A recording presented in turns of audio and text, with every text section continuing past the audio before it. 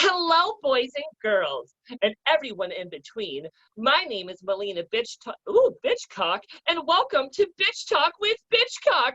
And I have a very special guest all the way from Portland, Oregon. She's here to tell us all the stories and spill all the tea, the beautiful Nikki Ontolodge. Hi. How are you doing, girl? I'm doing good. How about you, girl? Feel glamorous today. Are you surviving quarantine over there? Oh, yeah, I'm getting by as I can. I'm taking care of my mother, so it helps to have her around. Oh, absolutely. Family always makes these hard times so much better. Now, you look, tell me, girl. I said she doesn't want to go outside at all, so I do all of the running around and everything, which is fine with me because she's 83, so she's in that high-risk group, and I'd rather her stay home and be healthy than go out and take a chance. So yeah, these definitely are some scary times where, I'm even scared to leave the house these days because, things are getting worse and worse. They don't even want you to leave the house unless you're wearing a mask. And, that's scary. yeah, So especially when there's none around. Yeah, definitely. It's turning into a ghost town out there for sure. I definitely hope you're taking care of yourself, but I will say that you look fucking beautiful. Thank you. So do you. Oh, this old thing. I just want to make sure my titties look good. Yeah. Yeah. So, Nikki, are you ready to dive into this and spill all the tea? Let's do it. Well, fantastic. I think the biggest thing that we need to know is actually what year you started drag. I started drag by doing closet ball in 1987. Oh my gosh. I was 3 years old, Nikki. Yeah, most of the people around look at me all the time when I say that, and they're all like, I wasn't born yet, or I was 2. And I'm like, well, good for you. I was 22. And how was it? Like, tell me about that first time when you started and when you said you started in the 80s. Tell me a little bit about that. When I first started, I did closet ball. We were at Darcel's for closet ball, and it was a lot of fun. We had a great time. I did not win. Oh. One of the queens that I lost quite a few titles here in Portland too actually beat me. So I was like, okay, but I had a blast. It was a lot of fun. We didn't really have a lot of places to go to. We had the Embers that I could go to because they had drag shows. Okay. And then we could go to Brigham Boxes, the complex that was up on Stark Street, but you weren't allowed to wear dresses in there. Oh my gosh. So it was like, okay, what do I do? So most of the time when I first started doing drag, I stayed pretty much at the Embers. That was just the place that you could go to. I did go to CC Slaughter's a couple times, and back then it was more of a country western bar where they had big, huge barrels of peanuts that you could just take and eat as you're sitting there drinking and stuff, and they played country music and stuff. Yeah, it was a different bar back then than what it is now. That is definitely interesting. So, Nikki, you started in 87. How many years of performing do you have under your belt? Well, I have probably close to, let me think now. I have to think. There's 5 this now since I restarted 6. About 13 or 14 years. 13 to 14 years, I think, is what I have all total because of the break that I took in the middle. Okay, that's fantastic. So that means you have quite a bit of experience underneath your wing. Tell me a little bit about your drag style. My drag style is very, as a lot of queens would say nowadays, it is old-fashioned or seasoned. I like to say old school. People get mad at me when I say old school, but I'm like, you know what? That's what I am. I'm old school. I have a certain way that I paint. I paint the same way every time. The thing that I'm I love about the new generations is that they play with colors and they're teaching me how to do that. And so I'm really liking that. Oh no, that's the one thing that, I love about drag is being able to wear bright, colorful outfits, these big hairs and, painting your face to the gods. That's something Yep. that has always speaking to me. Um, who do you always model Nikki after? Well, it's really funny is I didn't really model her after anybody. I just kind of started on my own. However, I did pay attention to things that Champagne was doing. Oh, I love her. She's so fantastic and so talented. Yeah, her and then my drag grandmother, Velvet Monet, was another one that I watched a lot here in town. But then I also paid attention to people like Madonna, who was really popular back in the 80s, Okay. Cyndi Lauper. She was really out there and wild. When I first started, I didn't wear very much. If Oh, you was saw me, she a scandalous girl? yeah, if you saw me out at the clubs afterwards, I was usually in my dance belt, a bustier, a leather jacket, and that was it. And my shoes, my heels. I You know, love it. That's very sexy sounding, and it sounds like something that a lot of the girls these days like to kind of do is that kind of bathing suit style. yeah, yeah. And back in those days, we didn't have to worry about, we didn't wear pads. Um, we went for thin. Thin was what you wanted to be. You wanted to look thin. If you wore pads, people would tell you, you don't really need the pads, and where nowadays everybody wants the full figured gal, the voluptuous look, which I'm more in favor of than I am the thin look. I don't know nothing about wanting to be voluptuous. You don't. Well, I will say this, Nikki, I started my career also not padding or anything. I just, I padded my boobs, of course, but I never padded my hips or cinched to my waist. And when I started doing that, it's actually when I noticed my drag, like just bam, my body looked fantastic. I just always loved how I looked with a pair of hips. So, I think what a lot of those queens are like, oh, I don't need hips, and then they see themselves in a pair of hips, and they're like, oh, oh. Yep, I agree. I agree. One time back in the day, I wore a butt pad to try to accentuate my butt because I have a relatively flat butt. And so a queen that I knew back in the day came up and slapped me on the ass at the show that I was at and said, "You don't need those pads. Your butt is big enough." And I was like, "Yeah, okay, I don't think so. I disagree with you, but I was somebody I looked up to, so I, quit wearing them. And then now that I've come back into doing drag again, I've had pads, and I agree. I feel the same way as you do. The pads and the different kind of boobs, because we used to have these styrofoam boobs back in the day that we bought at Woolworths for like Oh, 99 cents. well, it's funny what I do now, and a lot of queens have made fun of me.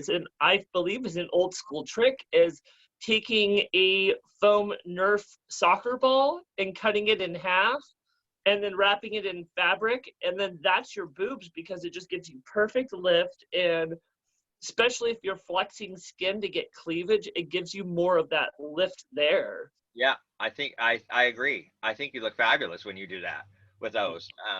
I actually went out and on Amazon, which God forbid if Amazon would have been around back in the day, I would have been a lot more fierce than what I am, than what I was. I found the prosthetics that women that have mastectomies wear. Oh, So they feel, you can push on them. They're kind of, squishy. They've got a little bit of a nipple. They're great compared it to, counts. yep, compared to back in the day when we bought those foam ones. We'd have to buy two and three sometimes and tape them together to get bigger boobs because they all came in one size. And so Right. it's like, okay, Well, that's fantastic. Nikki, tell me about the actual character that is Nikki Ontolodge. Like, is she sassy? Is she sexual? Is she a classy girl? Tell me a little bit. she is, well, she started out being a slut. I'll Oh, be oh frank. my. She was a slut. She just wanted to have fun. And she did. And she did. Now that I'm back doing drag and I'm older, um, being that I'm almost 55 years old this year, Good for you, girl. You look fantastic. Thank you. I appreciate that. And I'm very happy with how everything's been going for me. She is sassy. But she's flirtatious. She's very flirtatious. She will flirt with everybody. She doesn't care. She will flirt. She loves everybody. She tries to have fun. And that's how she thinks it should, that's how I feel it should be. We should be out there having fun and enjoying ourselves. And that's exactly what she does when she goes out. Whether she's in a gown or she's in some short skirt and or she's in my normal spandex, where she still has fun. And that's what matters to me, is that I'm having fun. Because if I'm not having fun anymore, is when I'll probably stop doing drag. Well, tell me a little bit what actually makes you feel glamorous, because I also know that you do go to some formal events and I've seen you look like $1,000,000. A lot of the times, to make me feel glamorous has to do with the gown. A lot of it has to do with the gown and the hair, just the whole look together. The hair, the jewelry, the gown. Most of the time I wear my little choker necklace, but if I'm in a formal, I have necklaces like what you have on right now tonight. I have a bunch of those, and I will wear those with my gowns and stuff.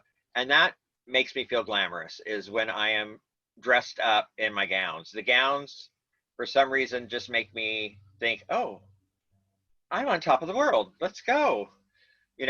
I'm very reserved sometimes, but not much. But put me in a gown, send me to a ball, a coronation or something.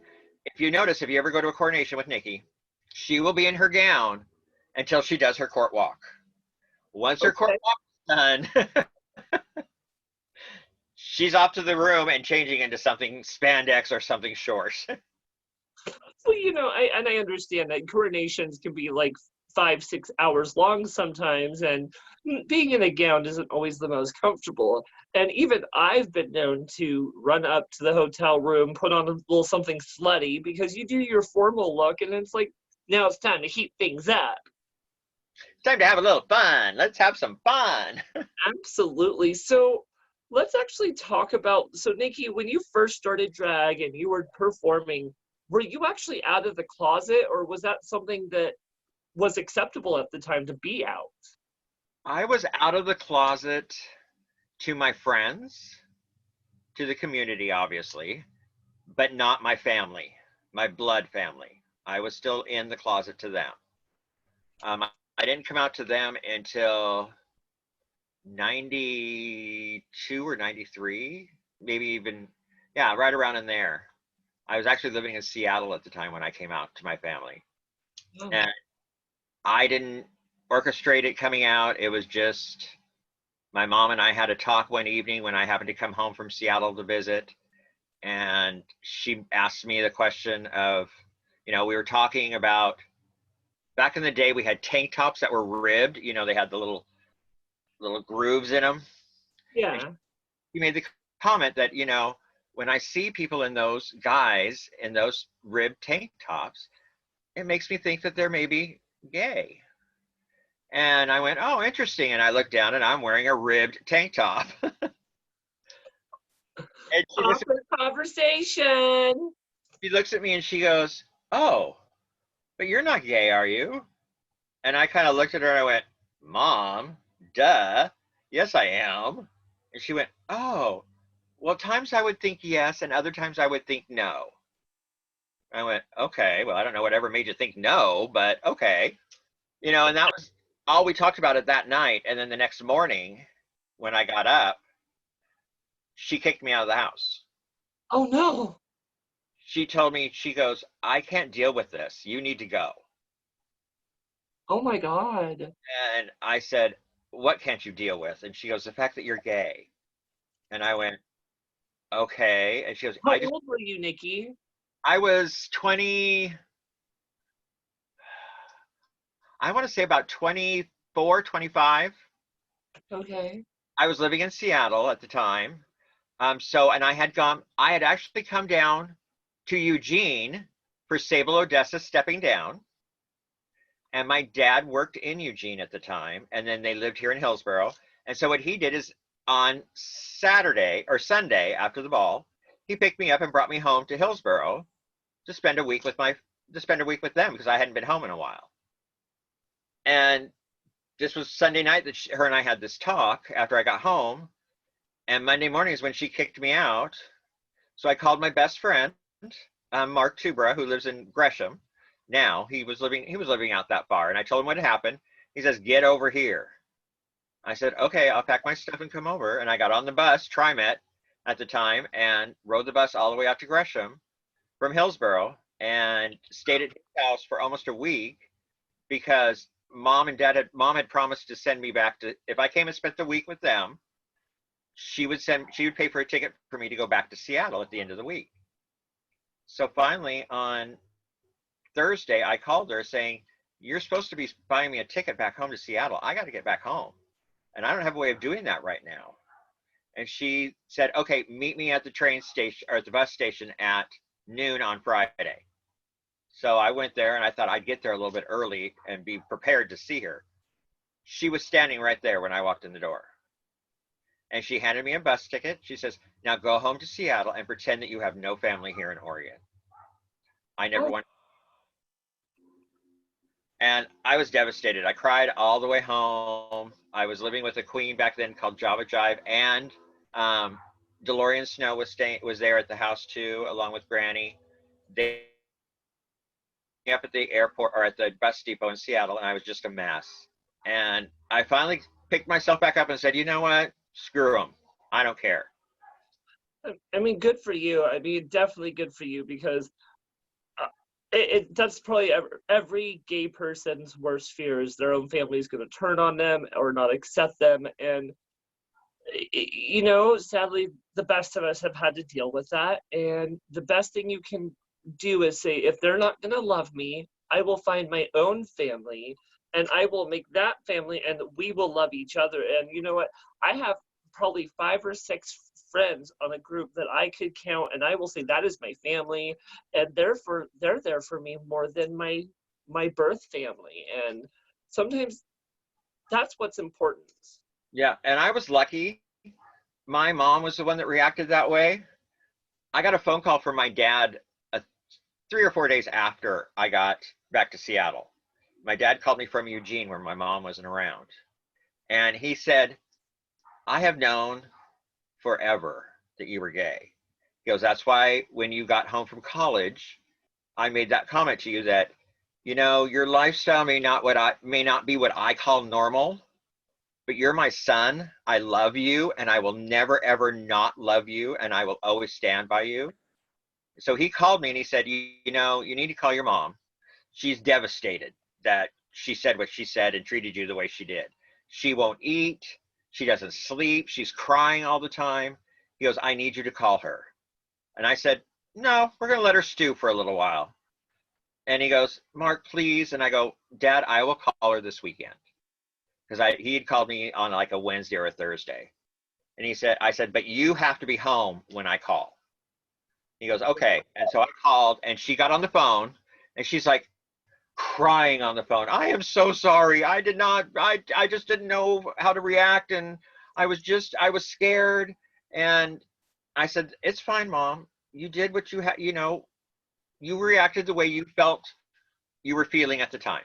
If we can get past it, then we'll be great." We got past it. And now I'm getting in drag at her house. She's seeing me in drag all the time. And everything's fine now. And it really was fine. Probably it took us about a month or two to get back to normal. But we did it and everything worked out great. That's amazing. I mean, sometimes it's going to be rocky. You know, I've realized with parents, they have these expectations and hopes for their kids. And when they realize that they're going a different direction or that they're not quite as normal, I wouldn't even say normal, but what they expect them to be, it can sometimes be devastating. And they sometimes will react out of pure emotion or confusion or not know how to act. And it doesn't mean that they don't love you. It just means they don't really know how to handle the situation, sadly. Or they don't understand and they're not Right. comprehending what's going on. But yeah, they were very strong Catholics. I was raised in the Catholic Church, went to Catholic schools. So she reacted the way the Catholics reacted back in that day. And Absolutely. that's why I never told them before that. Well, Nikki, tell me a little bit about the 80s and 90s. I do want to talk about a little bit of life in the 80s and 90s and maybe the drag scene back then. The drag scene back then in the 80s or 90s was a lot of fun. We didn't have a lot of places to go to perform. Um, Embers was the main avenue for everybody to perform at. It was one of the only bars that had an open drag show. Darcel still had her shows, but those were closed to just her staff, her chorus and her girls, and then whoever she had as a guest. There was a bar called Silent Partners at that time. It was in Northwest, and it had a restaurant on one side and a male strip club on the other side. And Dora Jar started a show in the restaurant side at night. So that was one of the only other places to perform. Once in a blue moon, one of the other bars would say, you know what, we want to have a drag show here. The other bar that I can think of that I remember performing at was the 927, and that was a lesbian bar. Lesbians were the only ones that really went there, and they didn't like it when guys came in, but they loved the queens. So we had a good time there. It was always fun to perform there, but mainly the Embers was the one avenue that everybody could perform at. And Portland had a lot of queens back in the day. There was a lot of us performing, and a lot of people. I mean, our shows would start I think they started at 9 or 9:30, and they went all the way until bar closing. Really? Yeah. Yep. And so the drag scene was popping back in the 80s and 90s. I mean, did you have a lot of fresh talent that just brought, like, let's say, impersonations or female realism? I mean, what was it that we could expect from a show back then? Back then, a lot of the shows, there were impersonations. Um, a lot of queens migrated to Portland. Portland was known as the Queen Central because a lot of queens said that they were always told Portland is very welcoming. They don't have a lot of the problems that the other cities have with people, the other people beating them up or, flicking crap at them. We didn't have a lot of that. We had some, and we had times that it wasn't so much fun. Well, and that's actually one of my next questions is how was it doing drag in a time that it may have not have been 100% accepted? I mean, wasn't there even a point where it wasn't legal to be gay? There was also a point where if you did drag, you had to have 3 articles of male clothing on underneath your drag. Oh my. Yeah. Try and figure out what 3 articles of clothing you're going to try and wear of male in order to be able. Jock strap, socks. What would it be for a third? But how do you hide your socks if you're wearing open-toed shoes? I mean, you wear them underneath your nylons, of course. Yeah, that's what a lot of people did. Sometimes we just took socks and tucked them in our pantyhose. Look, we got our. Can you, if you're wearing the socks in your titties, does that count? That would have counted, yes. Okay. There was also a curfew back. Now this was way back in the early '80s when I was still in high school. That if you were under the age of 18, you had to be home by midnight. You could not be out on the streets. You could not be anywhere. You had to be home or in a house someplace. And we had an underage bar back then. It was called Mildred's Palace. It was down on 4th and Burnside. It's where Dante's is now, downtown. And half of it was a bar for drinker, over 21, and the other side was for those of us that were under 21. The dance floor was one of those light up dance floors from Saturday Night Fever. It would light up and everything to the music. And then the back side of the dance floor was all glass where the people on the bar side could watch us dance. But they would send out, there was an alarm that they would set off and let us know that the police were coming to raid. Oh my God. It would be after midnight. And they wanted to come and make sure anybody underneath 18 wasn't home. But the bar was kind of neat. The guy that owned the bar had set it up to where we could go underneath stages and hide. There were bench seats by the windows where the seat part came up and you could jump in there and hide. And Oh we my would, gosh, it's like bootleg gay bar. It's like where they hid you. It's, I mean, it reminds me of even almost like the old videos you see of like Prohibition, where like they hid the bar when the police came in, and yep. wow, so you hid it like in the stage and stuff when the police came. Yeah, we could go under it and hide underneath it. Wow, Yeah. that that is It's really really crazy, Nikki. I mean, I mean that is something that I don't think a lot of us kids think about. Is, you know, even me being 36 years old, I was privileged enough to live in a lifetime where, I mean, it may have not have 100% been accepted, but it wasn't illegal to be gay or illegal to do drag. And for to live in a life where you know you're a certain way, but you know you could be arrested or, you know, beat up or prosecuted for just the way you were born. I mean, that had to be terrifying. It was. It really was. But we always stayed together. We always made sure that we went in groups. You never went anywhere by yourself. You never walked anywhere by yourself or drove anywhere by yourself. You always made sure you had somebody with you. And I was fortunate enough to where I came in on the tail end of all of those laws. So, once I started doing drag regularly, a lot of it wasn't a problem, Mhm. although we still stayed in groups because we did get harassed, you Well, know. you know, and that happens to even this day and age where sadly there's still going to be that one asshole where if they see a gay person or a drag queen by themselves, you know, they feel the need to harass us. And, you know, it's always smart to travel in groups, especially if you're dressed up or, you know, even if you're, you know, flamboyant or anything. I just really suggest to always travel in groups in the performing world, because I would hate to see any of my friends or sisters hurt. And it's a scary world we live in.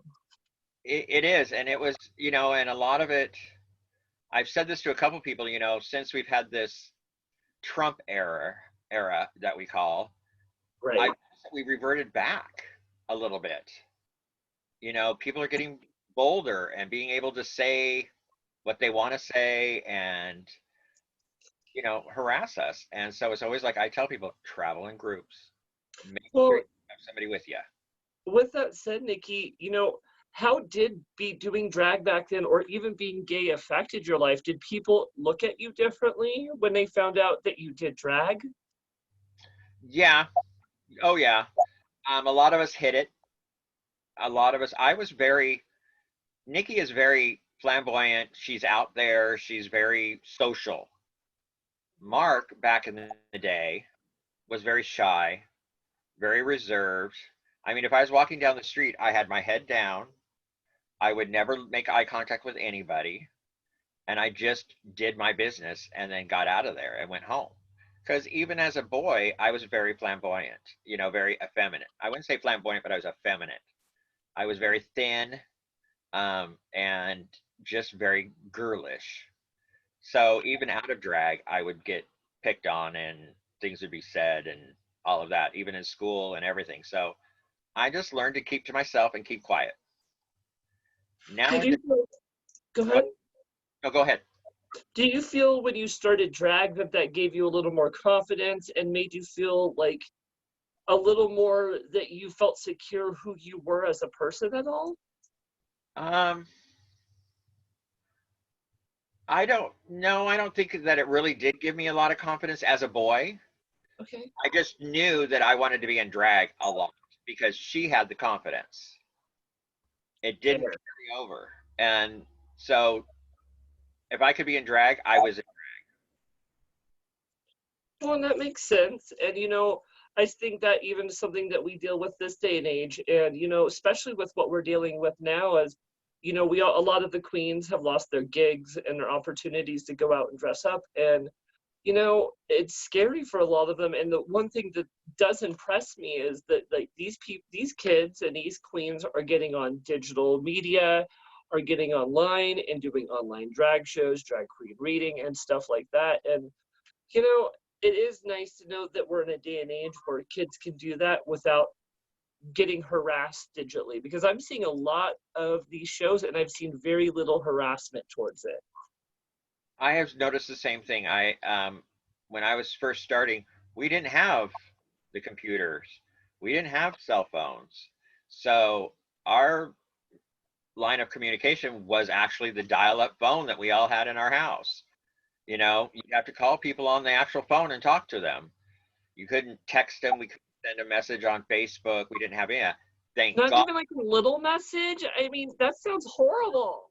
Yeah. Thank God we didn't have it back then, because if we had a cameras and everything, then our phones like we had it, those of us that were alive back then, most of us probably wouldn't be showing our faces with the things we did. I mean, to be fair, I mean, God, that had to be very difficult. We're kids again these days are a little lucky because we have things like Grinder and other things that are a little less scandalous to meet men and meet people and get to know them. I mean, it definitely probably wasn't that easy back then, was it? No, you basically met people at the bar. We did have a gay newspaper. I Really? I can't remember what the name of it was, but it would have classifieds and it would have ads that you could place an ad if you wanted to. Other than that, you just had the bars, you had the bookstores. Those were still around. Those were still there during that time, and you had the bathhouse. And a lot of people just went to the bathhouse or to the bookstores and stuff after the bars. Oh, you're speaking my language right now. I love me a good bathhouse or an adult bookstore. I love to get some education in an adult bookstore. Well, that's oh yeah, Ontolodge means onto the lodge, and we used to call the bathhouse the lodge back in the day. Oh, gosh, that's so exciting. I definitely love to get into that subject more, but that's for more behind the scenes for, the Yep. people that want to actually pay for the information. So, Nikki, you've done a lot of shows back in the day. I heard that you even worked for a group called Pearl's Girls. Tell me about that show and many other shows that you may have done back then. At that time, Pearl's Girls was the every Friday and Saturday night show at the Embers. Okay. Pearl was Empress 30 of the Imperial Sovereign Rose Court. Okay. So that tells you how long ago it was, since we're on 61 right now. Goodness, yes. And there was five of us, I think, or four of us that were her, as she called her girls. And we rotate other people in as people would leave. But the first group that I worked with was Bobby Michelle, uh, Cassie Monet, myself, Amanda Carrington, and then we had a rotation that different people, would come in and fill in the spot. Misty Waters came a few times, things like that. But we were the regular cast. Patty O'Dora was the guest MC. So when Pearl was having to go out of town for coronations and stuff, it was Patty, and she was great. She really helped me a lot because I had just started. I'd only been doing drag for about a month and a half when Pearl asked me to join the Pearl's Girls and Oh, become, wow. That's exciting, especially for a new queen to get added to a regular cast. especially a cast with that kind of prestige and notoriety. I mean, we didn't have shows really anywhere else at that time. So, everybody got to perform. If you came to the show and you had a number, usually two numbers, we put you in the show. You got to perform unless there was a whole lot of people. So we'd always, but being a regular, you knew that you had to be there to do, I think we did three numbers each back then. We only got drink tickets. We did not get paid. Oh, wow. Yeah, we didn't get paid at all. It was strictly drink tickets. What And was tipping like back then? Did they know to tip you? tipping was pretty good. Sometimes it wasn't, just depended on the crowd. But most of the time it was pretty good. We had some, would you call them freaks? I don't know if you call them freaks or not, but if they take a shine to you, they would really tip you well. Some people that had, it was just different. It was just different back then. You got a lot of, ones and fives. Once in Mhm. a while you get tens, maybe 20s. I got a couple hundreds back then. Oh, my. Yeah, and we were lucky because I was lucky. I always say that I was very lucky when I started drag because I didn't have to fight my way up into the ranks. I kind of got placed there because of who I knew and who I was hanging out with. And I was also very fortunate that I met some very great people that helped me along the way. People like Kimberly Van Patten. She would come to the shows all the time because she was really good friends with Patty, and her and Maria were just getting to know each other. And Kimberly would always come up after my numbers and give me a small critique and say, this was really good. Need to improve on this. And even at the time, there's times that I'd be like, I don't want to hear this, Kimberly, right now. But I look back on it and I think that's what helped me a lot, was because I didn't know what to do when performing. I didn't know, how to perform properly to an audience. So having people that had watched drag shows and been around give me advice really helped a lot. And I am appreciative to this day for people like her and Babalu and Maria. They really helped me along the way. Well, and it's funny you said that, because actually I have a queen that does that to me all the time, especially if I'm at court shows, and she's actually a dear friend of yours that you've worked with back in the day. And her name is Helen Heels. She's very well known from in Portland and in Eugene and Salem. She's a fierce, fabulous queen, but she's always one of those queens where she's like, you look good, but your bra is showing, so make sure you wear something that hides your bra. And she'll give you the critique, tell you what's wrong, but then she'll tell you how to fix it. And honestly, that's really helpful. And that's one reason in these last 3 years I've blossomed so much, is because I had those critiques and those things that I was able to learn from. Yeah, she's my sister. Is she? Are you sure you want to claim her? I do. I claim her. I actually painted her one of the first few times she was in drag it was actually Sable Odessa Stepping Down. I painted her. Really? Yep, I painted one of her the first times. I did not know that. That's awesome. Yeah. Oh my God, I'm going to definitely have to bring that up with her later. Be like, so I heard Nikki painted you, girl. Tell me about that. She didn't look that great when I painted her, but she did okay. She looked like me. And back then I was not painting so well. So I was still I mean, you both look great now, and that's all that matters, right?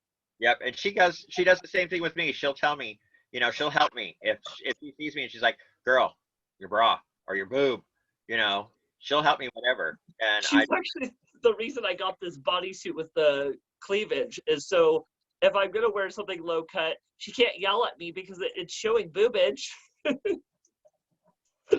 There you go.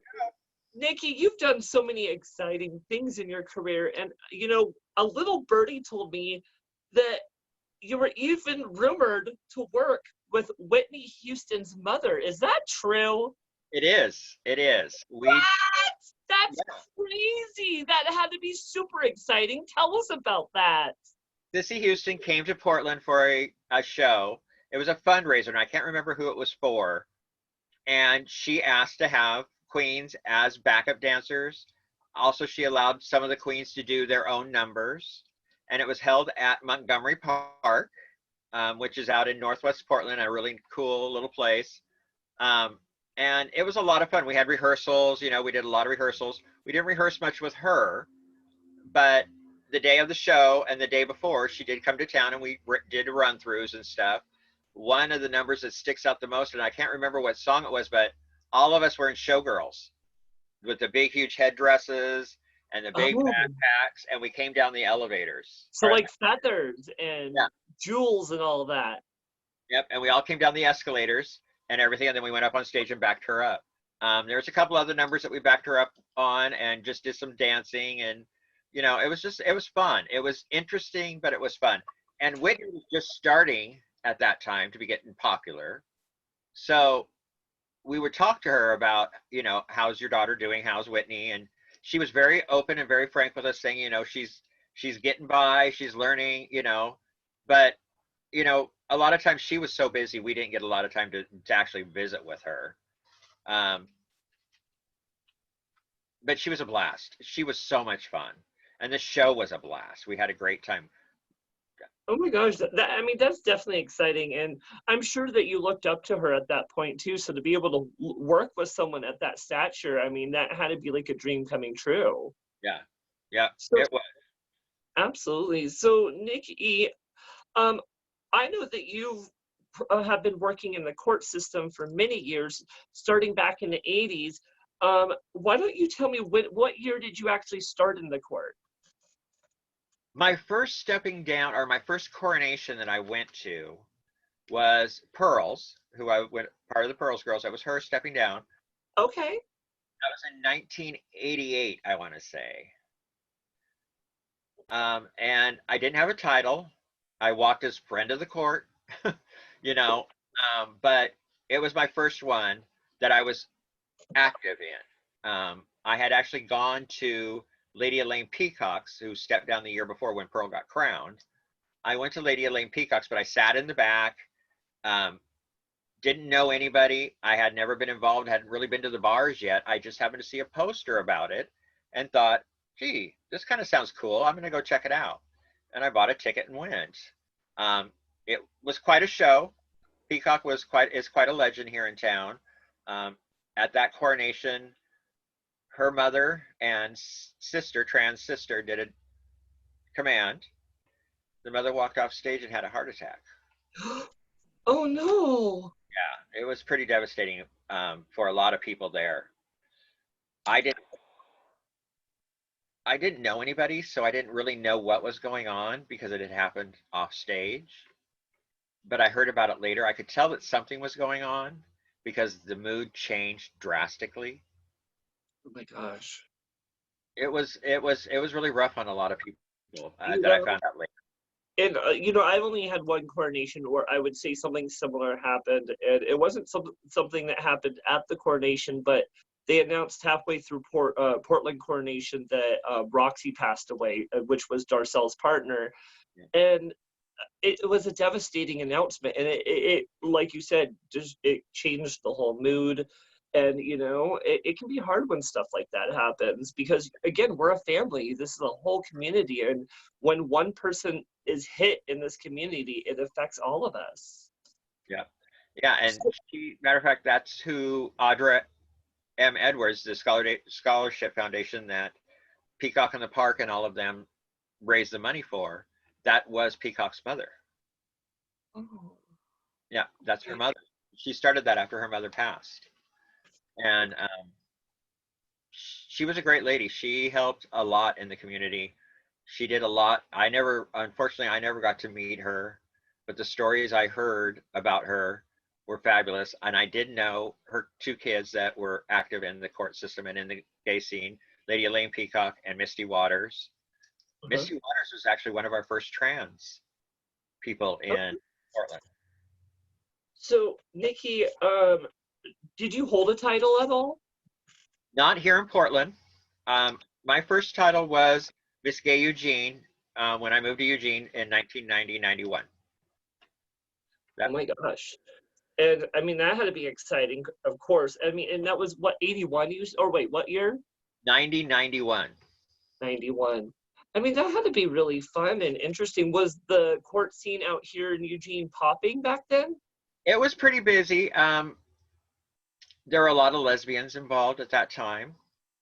We had a lot of lesbians involved at that time. There was a few of us queens that were involved. There was a good group. We had a really good group. We were pretty well known. We were fortunate enough to have a queen that was really well known on the circuit, Sable Odessa. Okay. She was Empress 15, I think, down there, or something like that, or 18. Yeah, I'd have to look it up again too. But she was very popular on the scene for the hairstyles that she did. She did everybody's hair. I know nothing about good hair at all. I mean, I just wear simple flat hair, of course.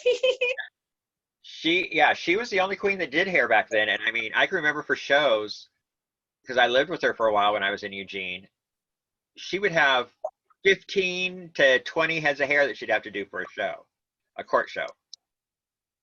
And people from out of town sent hair to her to have her do it and everything. And when we'd travel out of town, we get to a coronation, people would come running to our room. Sable, can you fluff this up? Can you do anything with this? And she'd do it. That was just Sable. She would do it. She'd wear herself out. I mean, to the point to where she's falling asleep at the table at coronation, but she'd do it to make everybody look good. I mean, that is a soldier right there. You know, that's one thing that I think really sets older queens from us newer queens is you were those older queens were always so willing to help any up and coming queens and make sure that they were just as successful as they are in that moment. So that's a lot of respect for her. Yeah, her best friend was Camille. Camille, oh, I love that bitch. Yep. Yeah, that grumpy old girl. Oh, that grumpy old bitch. Oh. Well, Nikki, I actually want to, if you don't mind, I would like to talk about maybe a darker subject. And it's probably not going to be the most popular subject, especially what we're going through in the world. So I'm going to put a little warning out there that if you are from the older generation and you are feeling the pressure of the everyday thing going on right now, you might just want to tune out for a minute because I do want to talk about what you call the dark ages, which was the HIV and AIDS epidemic that happened back in the 80s and 90s, because I feel like it's important for the kid to learn a little bit what you went through. It was a rough time. It was hard because people, the world didn't really pay much attention to it at first because a lot of people, as a lot of people said, it's killing the right people, killing the gays and the African Americans, the people of color, you know. That's So awful. I mean, and that's how people actually thought back then. yeah, they did. I mean, we fought to get the medications. We fought to be able to allow people to be in a hospital, even. Hospitals for a while wouldn't even allow people in there. That's how we came up with the hospice houses, like our house and stuff around here, because that was just someplace that people could go to and they were accepted and they were not treated like they were just, you know, the horriblest thing in the world, you know, where there's been a few shows made about it lately. There was one that was called Heart or the something Heart, and it really depicted it really well about what we went through. But we lost a lot of people. We got phone calls a lot.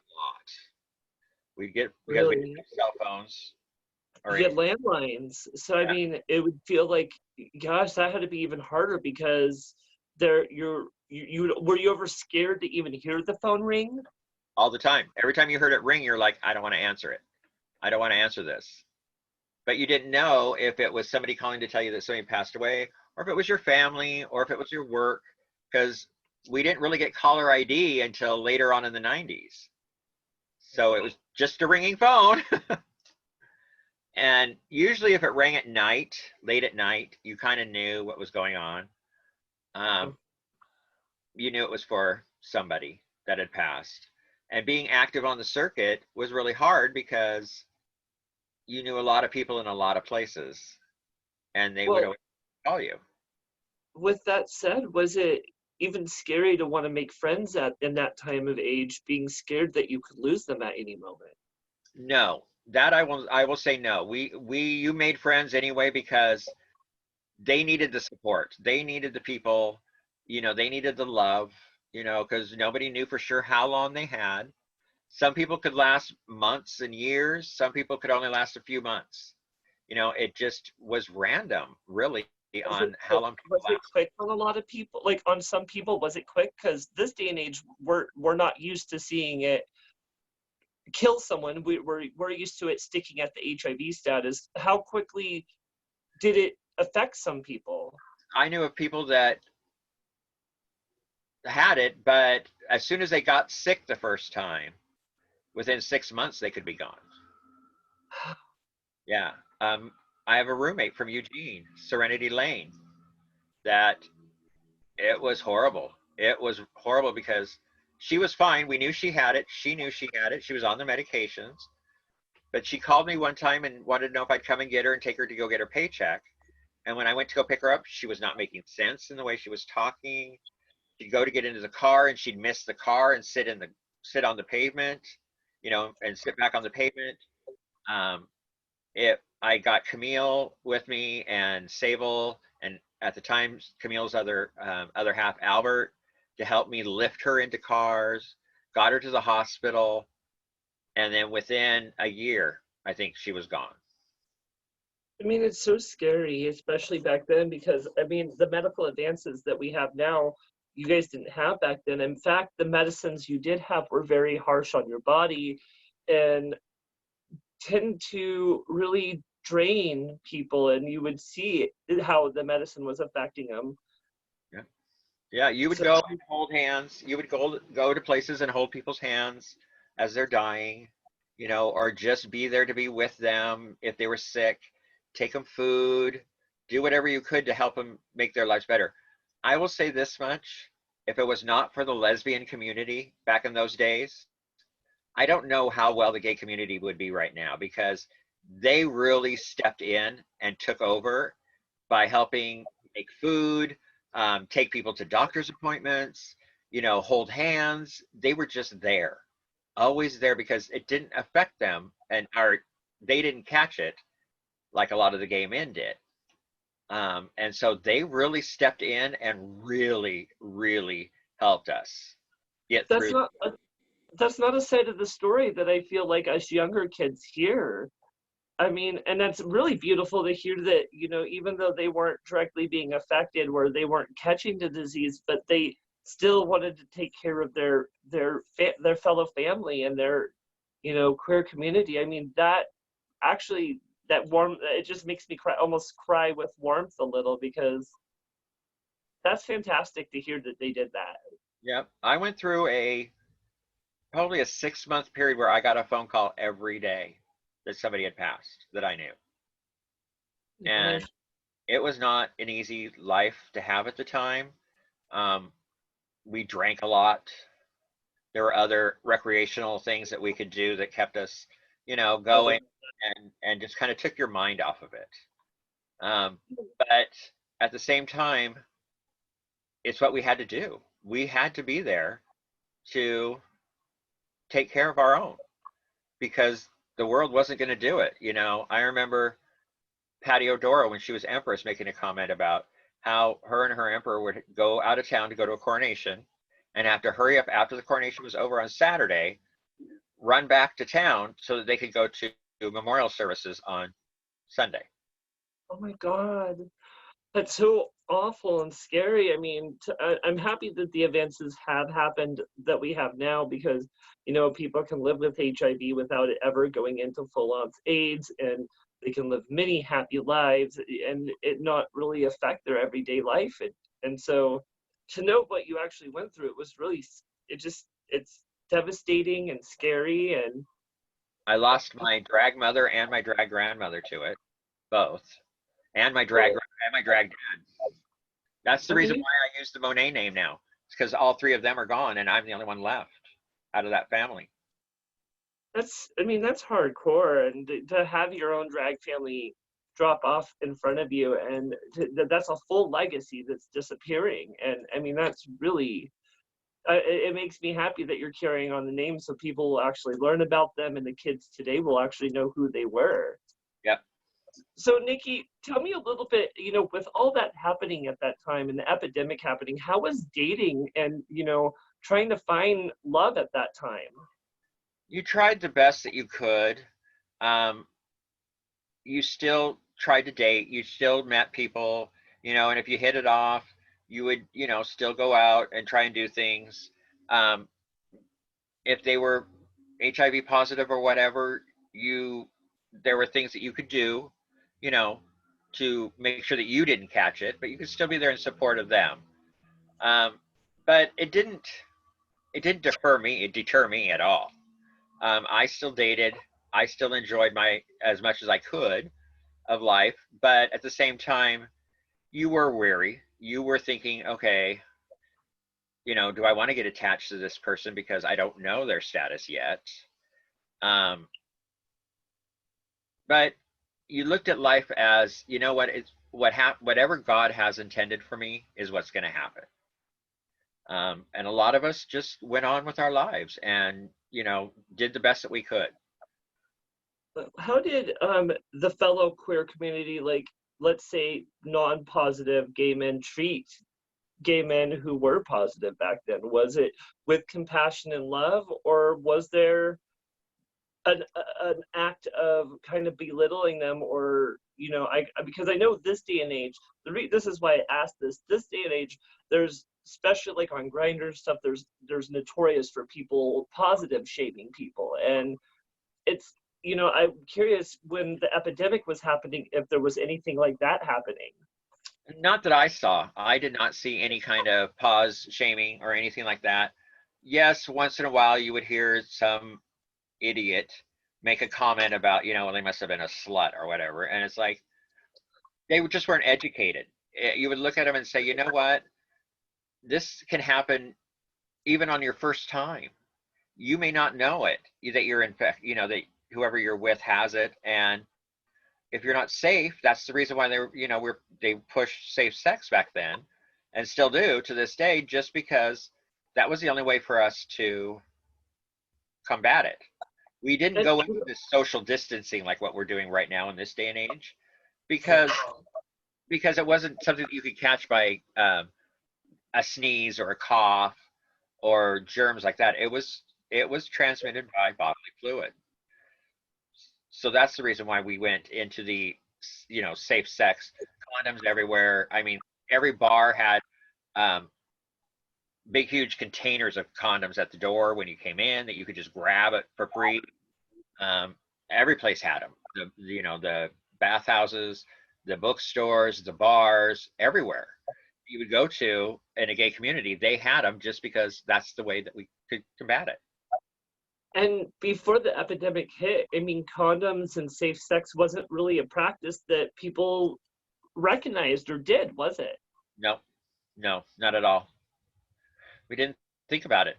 Nobody did. And a lot of us, some of us, I know I did, went through a lot of guilt during the AIDS epidemic, because survivor's guilt is what I called it. Is, why did I survive and this person didn't? You know, I'm very honest about it. I was a slut back then. You know, I went to the bathhouses all the time. I went to the bookstores. I didn't practice safe sex all the time at first, and I never caught it. But another friend of mine that may have just gone and went home with one person that they had fallen in love with, that person didn't know they had it. They had unsafe sex one night, and they caught it and they died. You Oh know, my God, so awful. yeah, you would think, why did I not, when I was such a, you know, doing what I did, and they were such a good person, goody goody, as I would call them back in those days, you know, and here the poor thing, you know, got it and they were gone. It was a rough time. Absolutely. Now, Nikki, what's something that you want the younger queens, maybe from my generation or even after, to know that what you and your generation had to deal with? We dealt with a lot of ridicule, a lot of pushback. People would yell at us, they would throw things at us. You know, we dealt with a lot of bigotry, as I called it, a lot of bigotry. People just not understanding, not knowing. The gay pride parade and all of that, you know, people would actually be out there with signs yelling at us and things like that, you know, but we stood up to them. We looked at them and said, you know what, go home, you know, leave us alone, do whatever, but we're not hurting anybody, so don't worry about what we're doing. But, you know, those people that felt strongly were there, and they were going to make sure we knew and we understood and how they felt. And it was like, we just dealt with it, a lot of us. We'd stand up to them. We never ever back down. We never back down. We'd get together as a group. You know, we were always in a group, and we'd stand strong. And that's the one thing that we did, is that we stood strong, to where a lot of people would say we pushed it in people's faces. We would push it out there. We would, you know, put it in their faces and tell them, here, we're gay, we're here, deal with it. You know, we're going to love who we're going to love, and we're going to show it. We're going to hold hands walking down the street. We're going to kiss who we want on the street.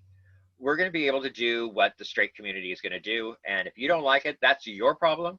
And you got to figure out how to deal with it, because we're not going away. Absolutely. And, you know, I think that was very important. And that's part of the reason we, my generation and the generation after me, have the ability to hold your boyfriend's hand on the street, and to wear flamboyant clothing or walk down the street in drag and not feel like you need to feel either scared or, we definitely have it easier this day and age. And the kids that I would like them to understand is your generation paved the road for us. What you guys did is the reason we can do drag, is the reason we can have relationships, the reason we can have same-sex marriages. Yep. And then the people like Darcel in her era, if it wasn't for her and her generation, we wouldn't have been able to stand out there and fight these people. True. My generation. So, it's kind of a cascade. Every generation finds their thing. Your generation, the younger generation, they're dealing with a lot of cyberbullying. We didn't have that. As soon as you went home, if you didn't want to answer your phone, you didn't, and nobody bothered you. You were at home. That was your safe place. Where now, with the computer, with this Facebook and all of that, people can write nasty comments, say nasty things to you, and you never get away. And they don't from even have to say it to you. They could just literally make a post on their Facebook, say your name, and say whatever they want to bring you down or to harass you. And, it's scary because I've personally had to deal with it. And, when you're just trying to live your life and you're just trying to be happy, and then you find out someone's doing this kind of thing to tear you down, it can be devastating, especially when you don't understand why they're doing it. Yeah, I agree. I've witnessed it, and I'm like, there is no way back when I was in my teens and 20s, if I would have had to put up with some of the stuff that the younger generation is putting up with now, with the cyberbullying and the people doing what they're doing online to say whatever they want, I would not probably be alive. I probably would not have survived that, because I had such a low self-esteem anyway, that if I didn't have my safe haven, my home, where I could just tune everything out and watch TV or whatever, if I had to deal with it 24/7, no, would not have happened. I totally understand that. And, again, we're in a different generation, and we can just keep praying that things are going to get better. And it is. And I do think it is going to get better. Now, Nikki, with that said, I actually heard that you took 15 years off from drag completely. Is that true? It is. Oh my gosh. What made you want to take a break? Everybody dying. Right. I couldn't take it anymore. I was so tired of it. I'm not tired of it, but emotionally, physically just drained. Right. Plus the recreational things that we were doing at the time too were starting to take their toll on me, and the alcohol. So in 1994, my mom and dad called me up and we had talked, and they said, why don't you just move home? Come stay here. Live with us. Mom said, why don't you come live with us? You can help me take care of grandma, and then we'll go from there. And so I did. I moved back home. I came back home with just bare necessities, mostly just Mark's stuff. I left all of Nikki in Seattle. And I moved back home. Kind of took me about a year to get myself in order. Found a job, started working, and just never really went back out for a while. Matter of fact, everybody I knew back then had been told that I died. I had passed. Are you serious? Yep. Camille and all of them had been told that I had passed. I didn't join Facebook until 2014. I was like, I'm not joining any of that stuff. I just stayed to myself. So when did you start drag again? 2014, when I joined Facebook, and Camille came out saying, I told all you bitches she wasn't dead. Oh my God. I fucking love that sassy bitch so much. Yeah. So what made you want to start doing drag again? Well, when I first came back out in 2014, the first thing I ever went to was Coronation in Eugene. It was Daphne stepping down, or the last one that she had. And okay. It was really funny because when I got there, I was going down there for it to help. That was the very first coronation that Camille and I and Helen did hospitality, put it, Mm-hmm. put it together, all of that. So Daphne came up to me at the out of town show and said, "Oh, by the way, I forgot to tell you, you're carrying a flag also tomorrow at Coronation." Daphne. And I looked at her and I went, "Okay." So when she turned in the stuff for the flag, she had me listed as Mark, my boy name, because I wasn't in drag, I was a boy. Mm-hmm. And Maria Peters Lake and Daddy Frank were emceeing. They were announcing the people up on stage with the flags, and I was carrying the American flag. And they said, and carrying the American flag is Mark Boyer. And I hear both of them go, "Why does that name sound familiar?" And I walk up on stage carrying the flag, and Maria over the microphone goes, "Oh my gosh, it's Nikki Ontolodge." Oh, oh no. And I went, "Yeah, hi." And then Corinne was crowned that night, and for her investitures, she had asked me, she goes, "I know you used to do drag. Would you consider coming to investitures in drag?" I says, "Well, if I can find somebody to paint me, I can go out and buy the undergarments and all of that, but I need somebody to paint my face because I haven't done it in so long." Daphne agreed to paint me. So I had Daphne paint me for that first time. And after that, it kind of just took off. I started doing it.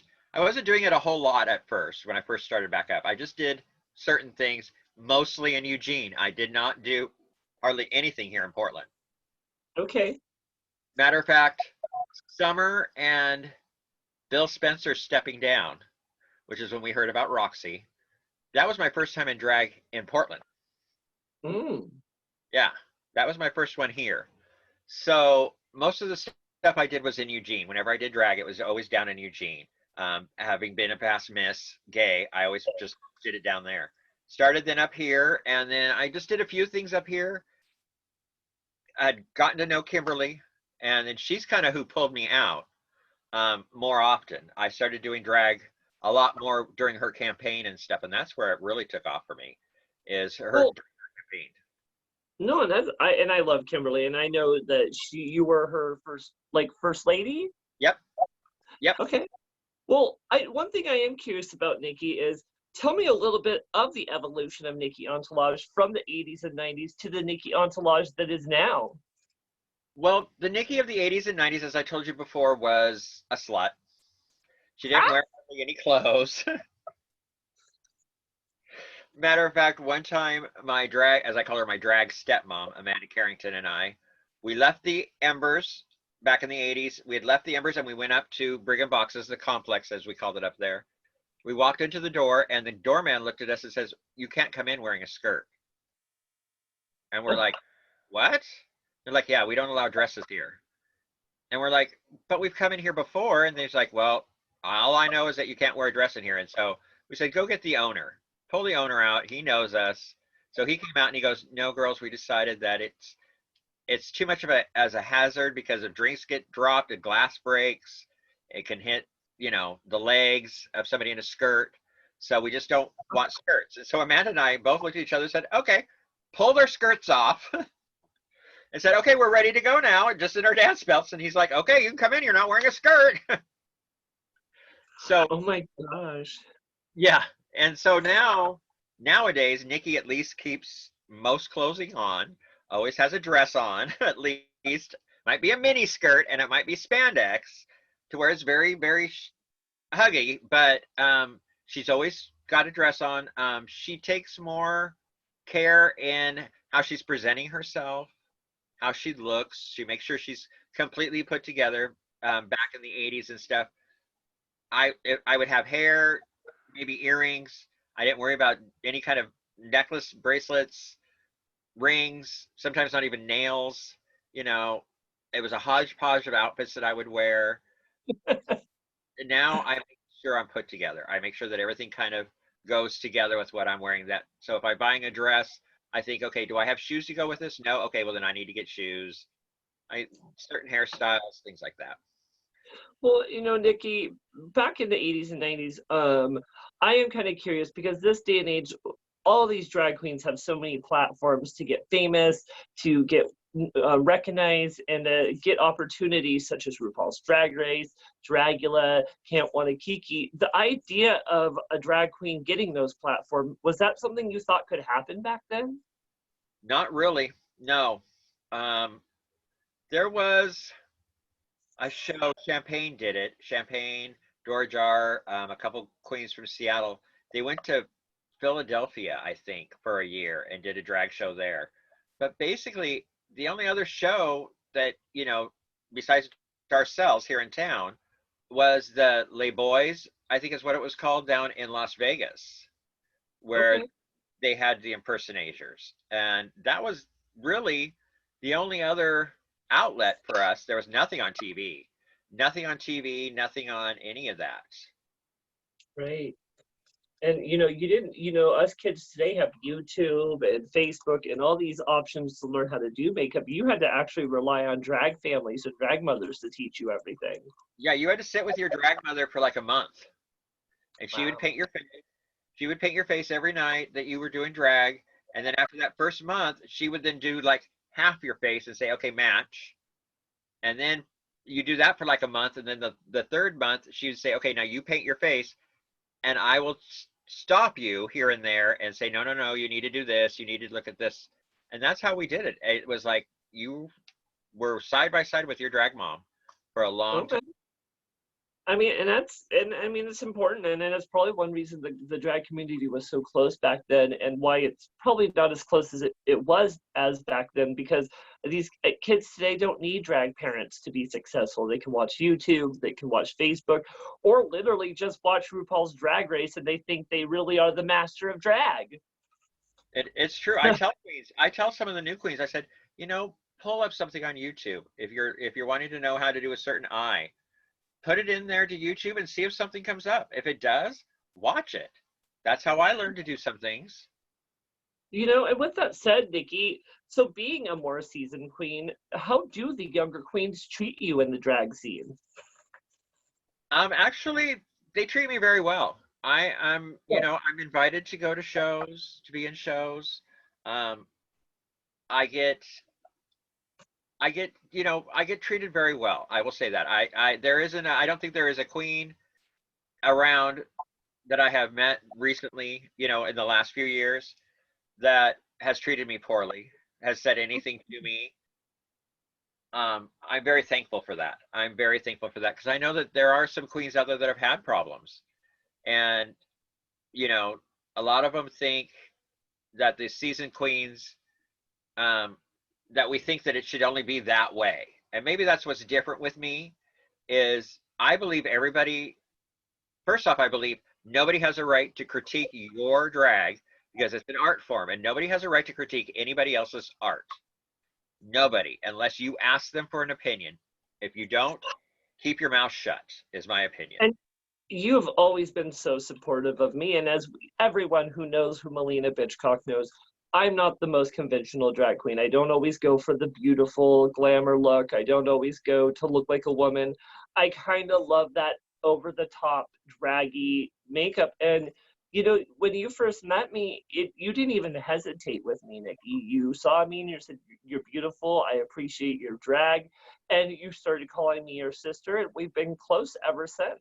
Yeah, I firmly believe that however you perceive your art is how you want to be and how you want to look. Now, if you come up and ask me a question and ask me an opinion, I'll give you an opinion. And most of the time, I will try to be positive. Always end on a positive. I may say, you might want to try this, but you're doing this really well. And yeah, when you first came out, I looked at you as on stage and I went, she's unique. She is really unique and I really like it. I said, this is going to be fun to watch how she blossoms and changes and grows, because you would just come up, I think it was for Heart when you won weren't you Miss Heart? Yeah. I was Heart of Oregon. I'm actually wearing my Heart of Oregon crown right now There you for go, my girl. show. Yeah, so yeah, I did run, but I've been in the court system probably 6 years, and my first title, which I didn't successfully keep, was actually Miss Gay Leather. So I think that's actually when I first met you. That might have been. I just remember a show. I don't, you know, they all kind of jumble together at my age. But I do remember the very first time seeing you, and I made the comment to, I think it was Helen and I and Camille were there, and I think Diva Disaster was with us too. And I said, you know, she's unique, and they're all like, yeah, but you know, we're gonna see how she goes. I said, definitely, but I said, I hope she keeps her uniqueness because that's what we need. We need, we don't need everybody to be the same, looks the same. We want every, you know, we need some different looks, and we need people that are willing to do what they want to do. And they all kind of looked at me, and I'm like, that's why I talk with the young queens and the new queens because they teach me things. You know, there's things that I've changed that I would never have thought to change if it wouldn't have been for the new generation.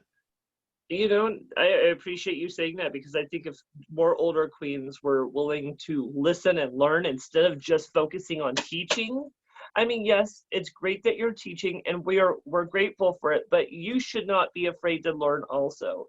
You know, there's that term you use, you can't teach a dog old or an old dog new tricks. Yes, you can. It is not impossible to keep learning it. That's what evolution is. And, you know, you should always keep trying to improve yourself. And look at me. I mean, I am such a great example where I was a sloppy, loud, sexual, very kind of crude drag queen that people like to make fun of. And now people respect me. You know, I'm still weird, I'm still loud, but, you know, I've learned to tame it out a little. I learned to polish this out, and I've learned to balance glamour and being unique. So, I mean, it's something you can do, and evolution is part of anyone's drag journey. You truly have. You have truly learned how to, as I call it, tame your wild side. You know, because you were very wild, but so was I when I was younger. And She was a slut. you learn when that is proper to have out, and then you learned where no, you know what, I need to be the more reserved, the more tamed. And I say that all the time here in Portland. I say to a lot of the seasoned queens, I'm like, we can learn a lot from the new queens. That's why if I'm working on something, if I'm working on a show or whatever, I always make sure and ask one of the newer generations to help me because I'm always like, okay, I know how to do this and this and this, but you know how to do this and this and this. So let's share our knowledge so we both know how to do all of it together. Speaking of knowledge, a little birdie told me, Nikki, these days you're actually styling your own wigs. Is that true? I am. I am. Is this your wig that you're wearing today? Or I'm sorry, this is your hair. That's not a wig, of course. Oh yeah, no. Yeah. Yes, this is my own hair. I just, real quickly jumped it into the rollers and stuff this morning. No, girl, I'm bald as bald can be underneath this. Well, I love the ponytail, and I've noticed that your hair that you do is so fabulous, and it's impressive to meet a queen who can style her own hair, because let's admit it, styling wigs isn't fucking easy. It is not. You are right. It is not. I was fortunate enough to learn from Sable, Odessa, and Eugene.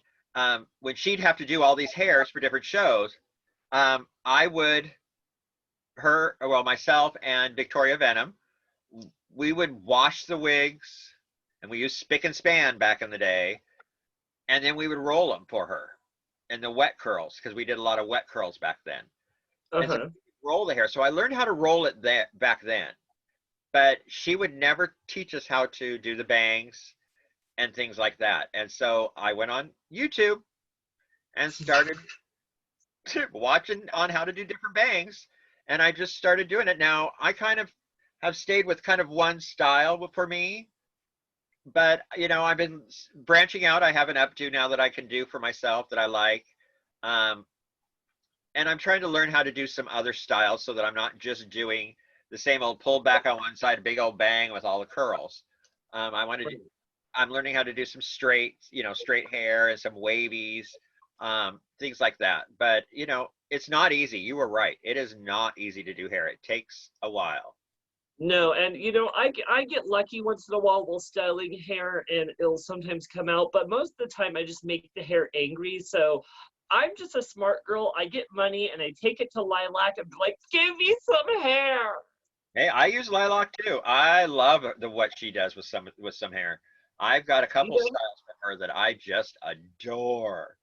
she is a wig genius. And if you're a drag queen out there who's just looking for a way to evolve your drag, you know, Locks by Lilac, or Lilac, if she's out in Salem, she's an amazing hairstylist. If you'd like to learn more about her, she was on a recent episode of Bitch Talk with Bitchcock. So definitely watch that interview because she knows how to style hair. And she is one reason I have evolved so much because I mean, Maliena's face is not meant for flat hair. Let's just say that. I agree. I agree. And Lilac is somebody that um, she is somebody that is reasonably priced to get hair from Yeah. and have her do it. She'll restyle it at a reasonable price, once it starts getting worn a little bit, and that's one thing I respect because there are some queens out there and some hairstylists, they will gouge you for money, and And their hair lasts and it doesn't last. Lilac's hair lasts. It lasts forever. I appreciate that so much because, you know, nothing pisses you off more when you spend $150 on a wig. You wear it once and it deflates. Yep.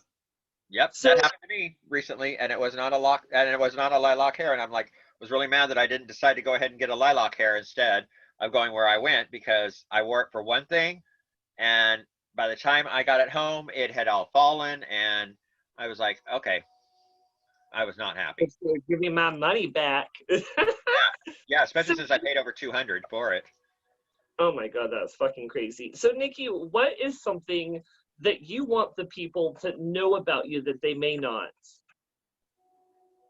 I am I am somebody that you can come to, talk to. I try to keep an open door policy. I may not be out at everything. I may not be at every single show and every single function. But if you've got a question, a problem, anything like that, you can come to me and I will sit down. I will make time to sit down with you, go somewhere, get something to eat, do whatever. I will do it. And if you want me to do a show for you, you know, I'm not the best performer in the world. I can't dance. I heard Jacqueline when she was on your show telling you about how she can't dance. I always say I am the white person with no rhythm at all. Can Nikki do any death drops? No, not yet. She's been practicing. Wait, is Nikki actually, are we actually going to expect a death drop from you in the near future? There may be, but I don't know. We'll have to wait and see. Oh my gosh. Well, just let me know. I'll make sure to have 911 on the background just in case. Thank you. Thank you. Well, Nikki, we're almost done with the interview, and then we're going to play a little bit of a game. Okay. Actually, a couple of games that we have here, but I have a couple more questions before we get there. Now, what should we expect next from Nikki? Well, I'm not sure. Right now with what's going on, and all of our gigs have been canceled. I was doing quite a few shows. Um, I do want to continue helping raise money for different charities. I enjoy working with the court system, always have. I think very highly of the court system. They've done a lot for a lot of people, raising money. Um, but at the same time, I want to have fun, and that's my whole goal. I do, there's still a couple titles out there that I've looked at that I'm like going, I used to say no, there's no way I'd run for this one or for that one, but now I'm like looking at it going, I can do that. I now have the confidence that I can do it. And so there may be a title in the future. I don't know. I think you should do that definitely. You know, especially with someone like you who has an understanding the job that you need to put in for one of those titles, and you're not you understand it's not just going in for a big shiny crown. You actually have a job that you're signing up for a year. And Yep. you know, someone like you who has commitment, compassion, and who's always willing to evolve, I think you're a perfect candidate for any title. And I definitely hope to see you maybe even run for Empress eventually because, you know, I did Empress and I will say it really taught me a lot, you know, more than I thought it was going to, just because I thought being Empress was going to be one thing. And it was partially that thing, but it was also another creature at the same time. And it's a lot of fast learning at a fast pace. You did a very good job, by the way, being Empress of Oh, Eugene. I thought you did a fabulous job. You and Hunter did a great job because you learned how to balance. Because that's what you've got to learn to do. You have to learn to balance. It isn't just going out of town and representing out of town, traveling all the time.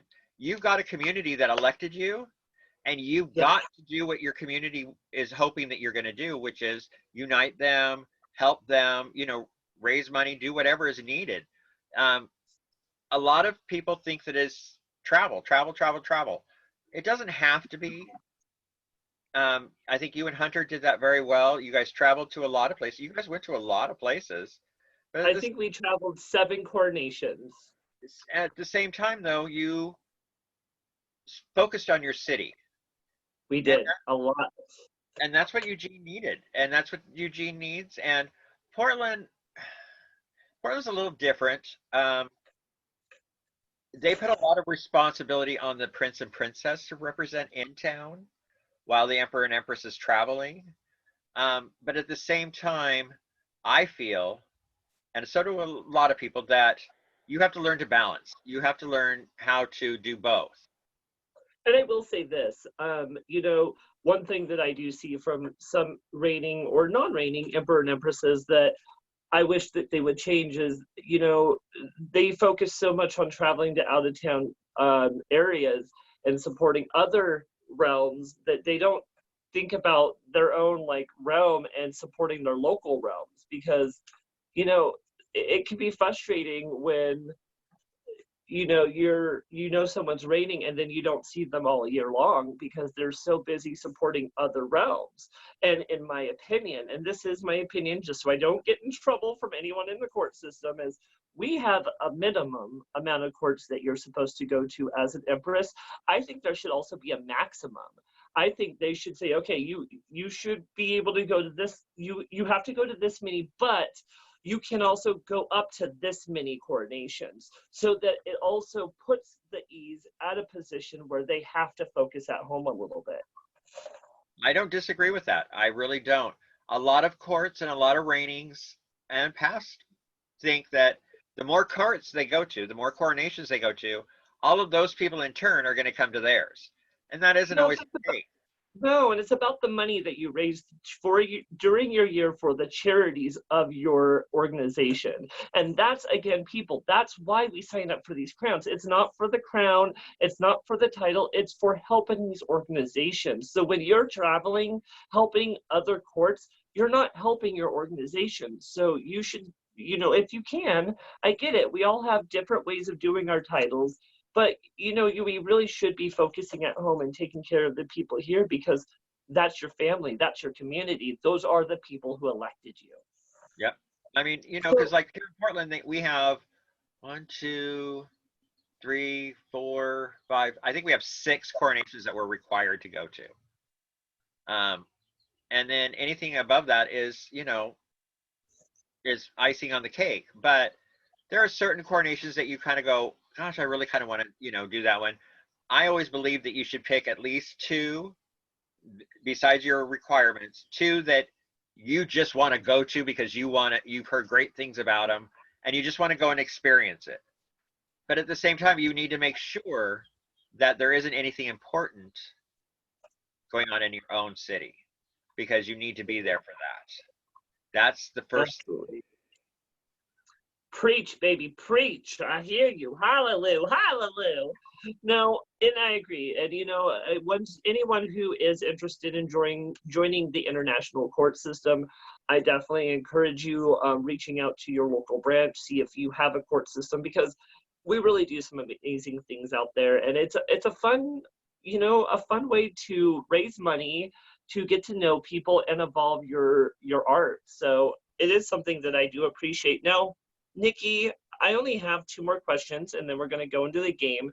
Okay. Now, these might be really, really hard questions. Okay. Okay.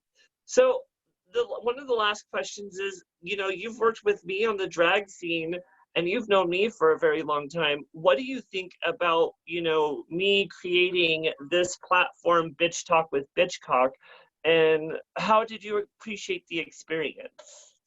I think that this platform that you have created during this pandemic, and I truly, truly hope you continue it after we're allowed to go out, is fabulous. I mean, it is a great way to get to know people, to get to know a queen, especially if it's one of them that you look up to. I mean, I've learned things about the queens that you have interviewed.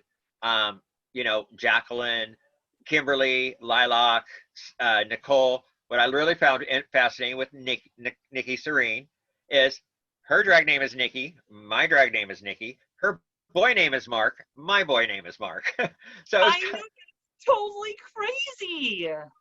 I was like, wait, what? What? Wait, hold on here. You know, Well, it's been fabulous, and I'm glad. And what's really cool is you're doing a wide variety of interviews. You're not just sticking with certain ones. You had the lady that does burlesque that you interviewed. She was fabulous. Recently, didn't you do a drag king recently? yes, we had exactly. You know, and so I think this is just fabulous. This whole thing. That's why when you first started it, I said, you know, if you ever want an opinion of an old bird like me, I'm more than happy to try and help you out because you do some really great fun things. And if I can support you any way that I can doing this and or in the background, I will do it. I will do it because I think you're just fabulous. I just love you to death. You know, you have become Well, one of my most favorite queens out and about, and especially in Eugene. You know, I you really appreciate that because, you know, you I've, you know, that I've suffered from insecurity, and especially in knowing who I am and if people like me. And, you know, when I thought about creating this platform when everything happened, it's like one of the first things I thought of is how can I still do drag and still support my community? Because again, and I've said this in almost every episode, is, you know, drag can be such a mental part of who we are and a mental outlet. And when I got scared to see how this would affect a lot of my fellow performers, because it's not always about the money, it's also about the outlet and the emotional ability. And this is why I think we're seeing so many queens dressing up and doing makeup tutorials. And it's not just about trying to get tips, it's also about, you know, being seen and talking to your family and, you know, letting people know that, hey, you're here and you're still doing your art. and it's about getting support, you know, and just having that, you know, I've always said the gay community is a very social community. We are very social people. And when you Right. put us on this house arrest, as I call it, or this social distancing, it's really hard on a lot of people because we have, our community has a lot of mental illnesses within it because of what we went through when we were younger, growing up, not feeling that we were accepted, things like that. And so putting people on, you know, time out basically is not good for a lot of people, you know, Yeah. and the fact that you're still doing this and giving an outlet for people is great because a lot of queens, once they've reigned and done Empress, gone all the way up the line and done Empress, they kind of go into hiding. You don't ever see them again, you know, and You you know, out there, and I love it. it's not my nature to hide. I think, to me, my ultimate goal is to do drag full time. And you know, I'm hoping 2020, if things will heal up and get better, this will be my year where I'll blow up and things will get big for me, I'm hoping. But, you know, I just keep praying and keeping your eye on me, girl, because I think you're going to see some fabulous things from me. And I will say this, no matter what happens to the quarantine or how soon this lets go, Bitch Talk with Bitch Talk will continue. It may not happen 3 times a week as it's happening now. The main reason I do it so frequently is to mainly distract you all from the pain and death that's happening on everyday basis. And, you know, if I can distract you, make you smile, focus on appreciating another performer in our community just for even an hour and a half, I feel like I'm doing something good for you. So, Nikki, with that said, though, I'm sad to say that you've answered all my questions, and we did actually survive Bitch Talk with Bitchcock, but we do have a game to play. But before we go into the game, I just want to announce a few things. Okay. If you did enjoy this interview and you really appreciated Nikki or me through this interview, please follow the description where you can find our PayPal, Venmo, Cash App. So if you would like to tip us a little something for appreciating the interview, you can do that. So with that said, also, I want you to make sure to tune in to the next episode of Bitch Talk with Bitchcock, where we actually go in this Wednesday and I interview burlesque legend of Eugene and star of Broadway review, Taylor Maiden. Yay! So, Yay! yeah, we're going to get another taste of some burlesque. Oh, I Yeah. love it. I love it. So, Nikki, I have some games. Are you ready to play some games with me? Hold on, let me open up my alcohol if I have to do a shot. Okay. Well, I'll let you get the booze ready. And while you're doing that, we'll play a little mini game, which I call Then or Now. Oh, And okay. what we're going to do is I'm going to just say a little word, and you're going to tell me if it was better back then in the 80s or 90s, or if it's better now. And you can say a little something if you want, but keep it short if you can. Okay. Okay, so number one, fashion.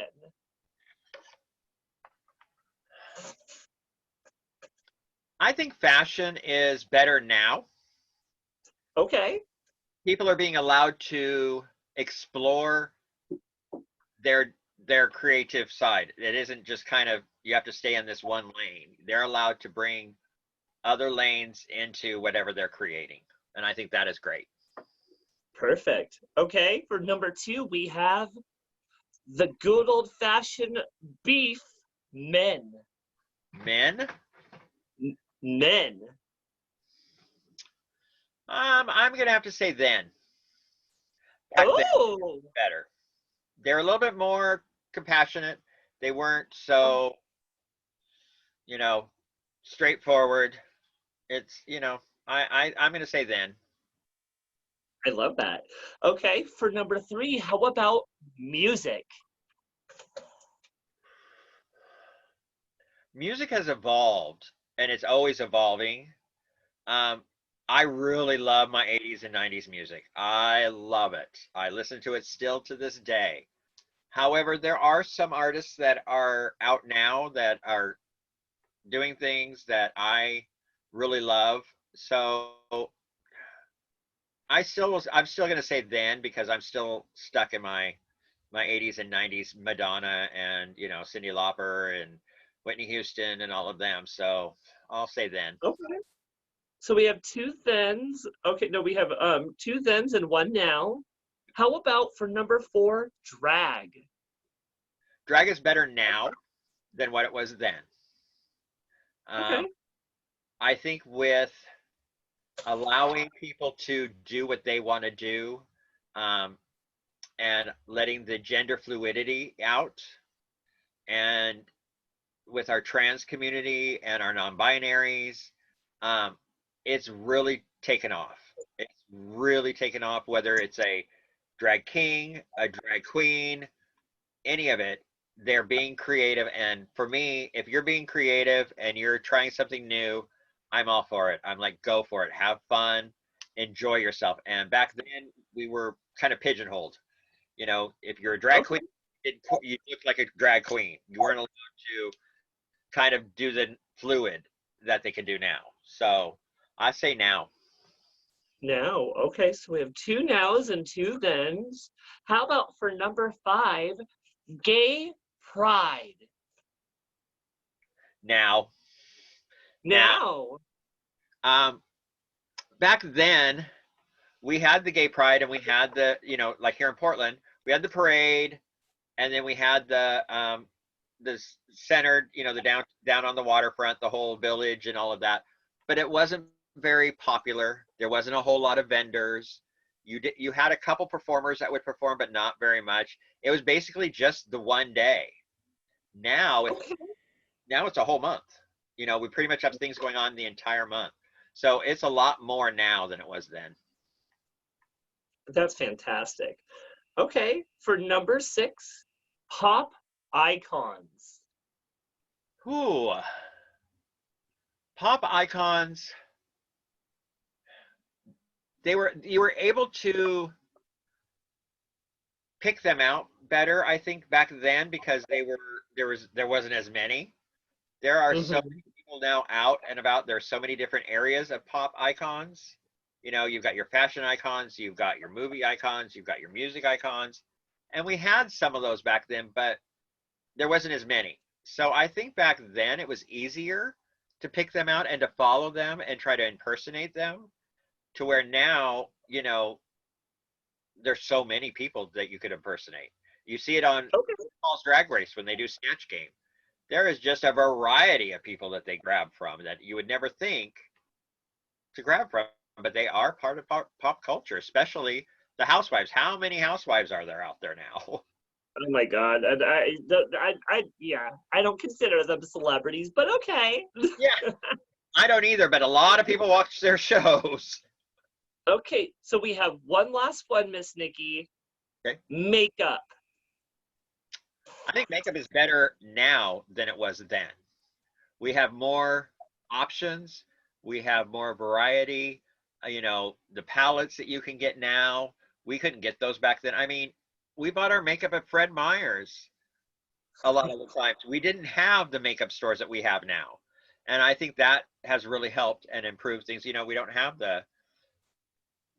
that back then. You just went to either Fred Meyer's or you went to Nordstrom's. I mean, Mac was just starting back then. So, you know, that was really one of the very first big ones besides your Maybelline, L'Oreal, and all of that. But Mac was one of the first ones that started, and they were just starting back then. So I would have to say now, definitely. Fantastic. Well, girl, you survived now and then. Yay! Yes. So I like. I hope you get that alcohol ready because we have one more game before we say our goodbyes. Okay. And this is a classic Bitch Talk with Bitchcock game that we like to call Truth or Drink. Okay. Nikki, as a fan of Bitch Talk with Bitchcock, you know how this works. I'm going to ask you a series of shady questions, and you're going to have a option to either answer the question or take a shot. Are you ready for it? I'm ready. I've got 5 shots over here, so I'm ready. Okay. Well, then I will make sure to see if we can get you to drink all 5 of them. Oh God, I hope. Who? Who is your favorite drag sister? Camille or Helen Heels? I'll be drinking. Oh, you're not going to answer? No, they're too much. Uh, Shot, shot, shot, shot, shot, shot, shot, shot, shot, shot, shot. Oh, okay. Well, you took 1 shot. That's good. Let's see if you survive. Ooh, she needs a chaser. yeah, that's my soda. Okay. Well, let's see if you can survive number 2. What is the most scandalous thing that you've done in drag? Girl, you're gonna have me shit faced by the time this is done. Nikki doesn't kiss and tell. Okay, well then take that shot, girl. Good Lord. I didn't say these would be easy questions. This is why they call it truth or drink. Okay, here we go. Yeah. Here, I'll take a little sip too. All right. Let me see if I can give you one that you'll answer. Okay. What was the worst performance flop that's ever happened to you? And I consider performance flops where like your boobs come out, your hair comes off, you fall on the ground. So spill the tea or take a shot. I will spill this one. Yes. It was way back in the 80s, late 80s. I was performing at Dora Jar's Broadway Follies, and I was doing a number, dancing around, and I went to do a hair flip, realized I had forgotten to latex down my hair. So I knew that as soon as I went to do the flip back, it was going to go sailing. So I tried to do it lightly so that maybe it wouldn't. Well, it did anyway. It went sailing across the audience. Misty Waters, who was a drag queen, well, she was a trans lady that was back in the day, reached her hand up in the air and grabbed it as it went sailing across the audience. Says, "Keep going, girl. I gotcha. I gotcha." And I was mortified. I was just mortified because there I'm standing there, full face, full drag, bald head, trying to do this number. And I think it was a Madonna number that I was doing. But I hurried up and finished it, and I walked off stage. Oh my gosh, that's fantastic. Okay. So you've taken 2 shots and you've spilled one of the questions. Yep. Let's go. We have 2 more questions left. Okay. Is Nikki a shady queen?